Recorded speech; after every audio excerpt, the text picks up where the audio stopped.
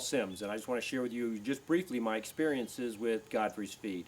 I've been a long-time customer of Godfrey's, and I started using it basically because of the customer service was so good and the freshness of the feed.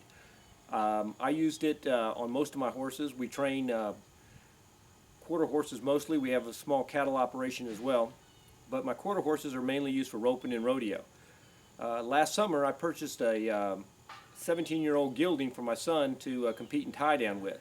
The man I bought him from out of Florida told me that the horse was kind of retired. He was out of shape, and that he was pretty much done with his rodeo career. But my son didn't have a lot of experience, so I brought the old horse up here anyway. Well, when he showed up on the farm, his coat was dull, he looked a little wormy, and didn't look like much of a horse.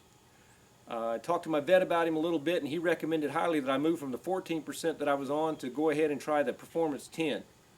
Well, the results were amazing, and that's the reason I'm talking to you today. Within a 3-month period, that horse's coat shined up. He turned into a little muscle-round animal, and we ended up taking that horse to the national finals out in Gallup, New Mexico. My son won the state championship on him and won his saddle on that 17-year-old horse. The other one I want to talk a little bit about is a 24-year-old open horse by the name of Ace.